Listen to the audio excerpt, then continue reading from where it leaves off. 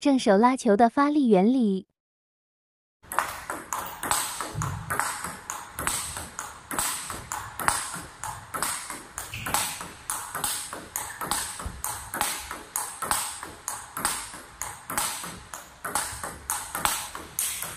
正手的弧旋球技术，或者说叫正手拉球技术，在网上讲解的比较多。那么动作要领，相信大家可能都或多或少了解一些。那么这一节课呢，我想从另外一个角度讲解一下正手弧旋球的发力，或者说讲一讲正手弧旋球的发力原理。第一点，关于正手拉球的引拍。那么在体育的各个项目当中，在发力之前，身体应该是处于一个放松的状态，所谓的叫有张有弛，只有开始放松，才能为最后的发力做好准备。如果你开始引拍的时候就紧张，那么你是很难在击球的时候或者在拉球的时候发上力的。那么正手拉球的引拍呢，应该是身体向右后方转动，右肩比左肩略低，右膝呢比左膝弯曲的幅度更大一些，将球拍放置于你右腿如果你右手持拍的话，放在你右腿的旁边，同时重心压到右脚的脚掌。那么身体重心的高低要根据对方的来球来进行调整比如对方来球的弧线比较高，那么你引拍的时候重心就要稍微高一点，因为你的击球点更高。如果对方来球下旋的旋转比较强一点，那么你身体重心也应该是略低一点。这里引完拍的感觉应该是你力量压在你的右腿，那么手指手腕呢，只要把拍抓住就可以不掉就完全够用了，不要抓得过死。包括你的肩，包括你的上臂、前臂、手腕，都是相对来说比较放松的放在下面。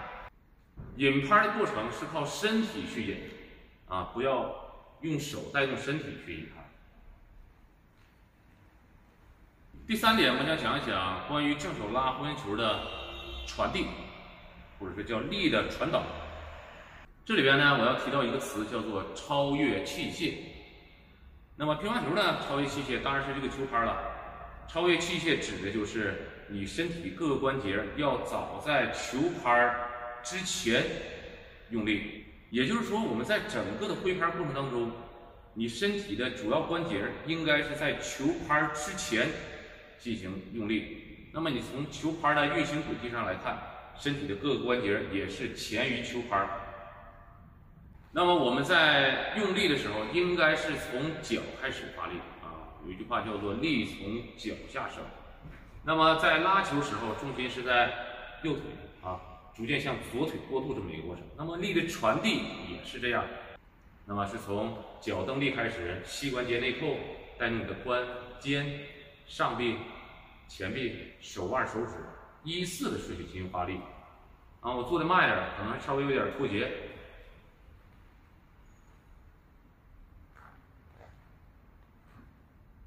那么如果正手的弧旋球技术你越想发上力，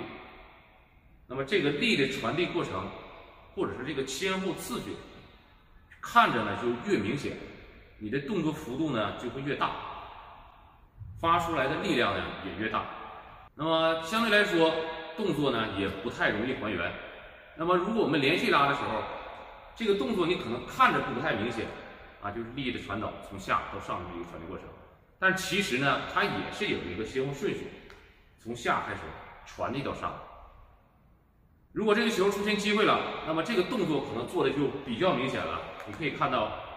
我这个球拍是晚于身体这些关节来发力的做得快点就这样其实这个超越器械在体育的各个项目当中都是相通的，应用的呢也是比较广泛的。一会儿呢我们可以参照一个小视频里边有标枪投掷的这个过程自动带动你的髋肩向前投出，还有这个排球的扣球动作，包括羽毛球的杀球动作，都有这个超越器械的这个过程。我们先来看一看女子标枪的投掷过程。视频中的运动员是从髋、肩、肘再到腕关节依次发力的。接下来是羽毛球运动的跳杀技术。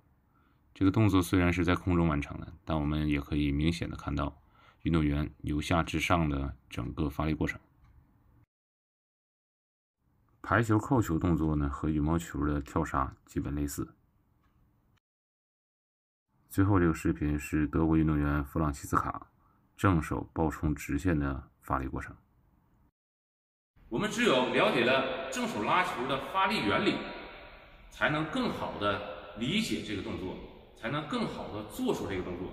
才能更好的发上力。接下来我们看一看正手在中金台遇到机会球爆冲的一个发力的过程。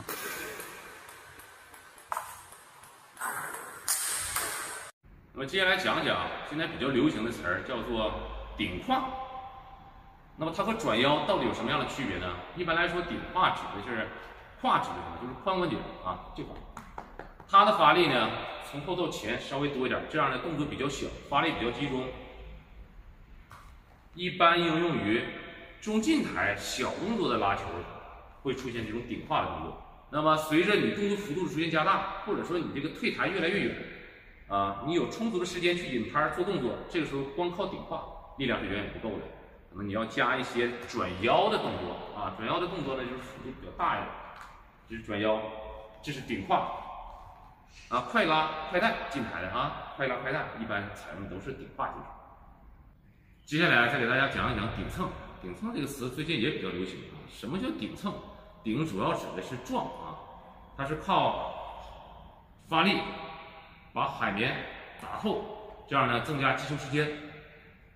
以便于更好的去吃住球、摩擦住球。那么蹭呢，就是指摩擦球先顶住再蹭我们业余球友在拉下旋球的时候很难发上力，很多时候要么是一个一人来高的高吊，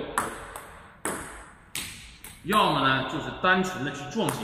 可能会出现下网这种情况。那么随着球的变大，现在是40加，旋转呢在逐渐的削弱，很多球呢我们原来可能采取收小臂高吊的这个过程，现在呢通过顶蹭完全可以进行冲，小动作的去冲这个球，那么威胁呢肯定要比单纯的打稳定，比单纯的这种一人来高的高吊威胁更大。那么顶蹭呢，主要靠的就是手指手腕在接触球的那一下有一个小范围的发力。我们很多业余球友的发力呢，都是用手臂或者说身体带动手臂，体会不到最终接触球末端这块最细微的这种感觉。那么不用手指手腕拉球是这样的，那么用上手指手腕，它的旋转更强，弧线呢更好，那么命中率就会大大的增加。在冲下旋球的时候，这个顶蹭就显得更加的重要。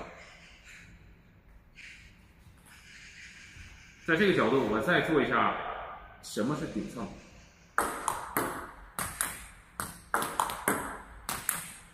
那么没有顶蹭，这就单纯的用手臂，那么它的调节能力、它的弧线，包括它的命中率，就没有顶蹭来的那么好。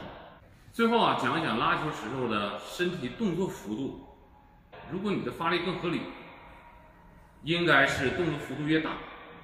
拉球的质量越高；动作幅度越小，你可能还原更快，做动作呢越来得及。但是我们很多业余球友因为动作做的不是那么的规范，很多球呢是合不上力的，从引拍到击球整个过程身体显得比较散比如说这样，这动作幅度也很大，其实呢发力并不集中。我们把动作做的稍微紧凑一点，有一个明显的蹬转或者是顶胯，然后力呢从下传递到上面，这样一个过程，你就能够将回旋球拉得更有质量。